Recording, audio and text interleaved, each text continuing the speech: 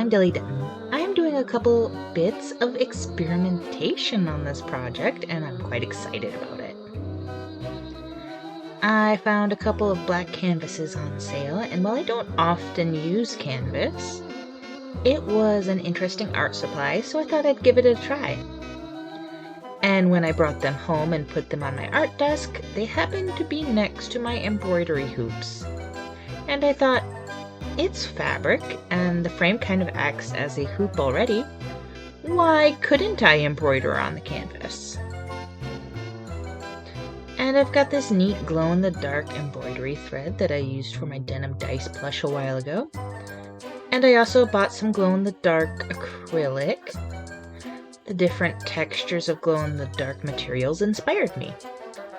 I'm going to draw a kid wearing a sheet as a ghost costume, meeting some real little ghosties.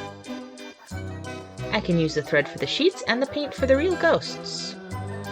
But first, I wanted a simple little background, which I did with posca. I like how it wraps around the edges of the canvas. Also, something about it reminds me of Charlie Brown. It's not really the same style, but it reminds me of It's the Great Pumpkin, Charlie Brown. Did you know that Peanuts is going to be 75 next year?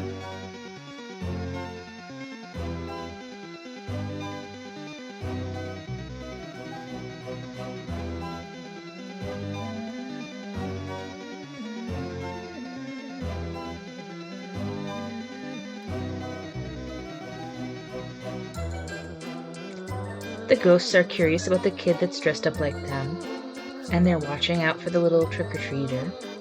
The kid is aware of them, but thinks they're also in costumes, just, fancy floaty costumes.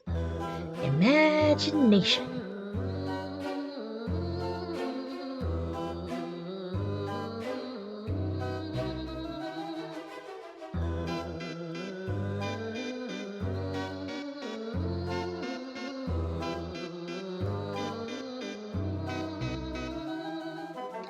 Anyway, I did the first layer of paint for the real ghosts.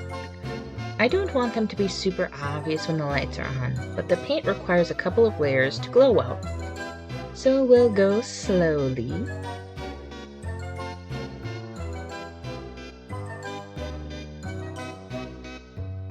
Let's start embroidering.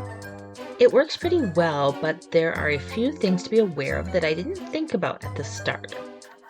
The canvas is primed already, so the fabric is crunchy.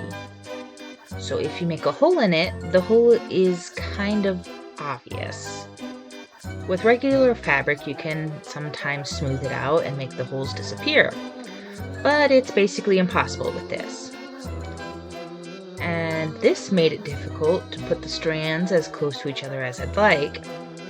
I had a time or two where the needle holes were very close, and it broke the stitch out. I think if I used a much smaller needle, it might have worked better. Next time, maybe.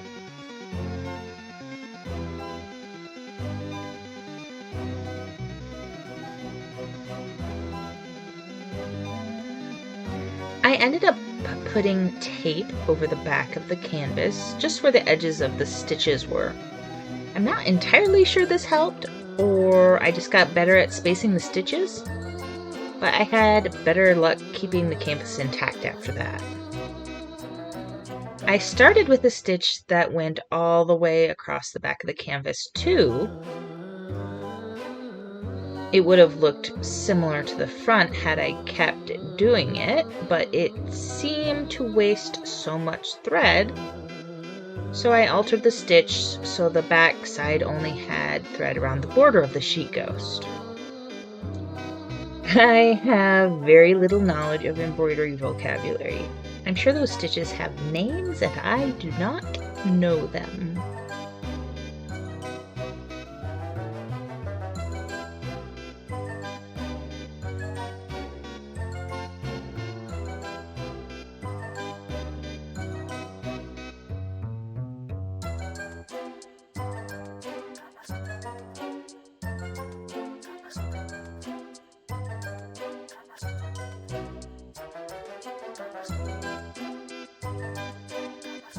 After I finished sewing, I did a few last little touch-ups on the paint, including giving the paint ghost little eyes and mouth.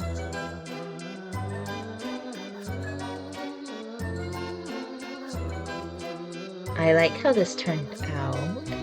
I think I'd like it if the ghosts in the background were slightly less visible in the light, but they're subtle enough that it doesn't ruin the effect, and it's very cute. Let's test the glow.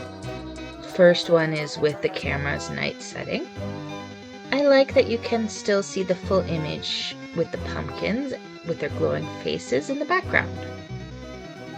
But we gotta try it with the lights all the way off. I love how bright this is. It turned out very cool.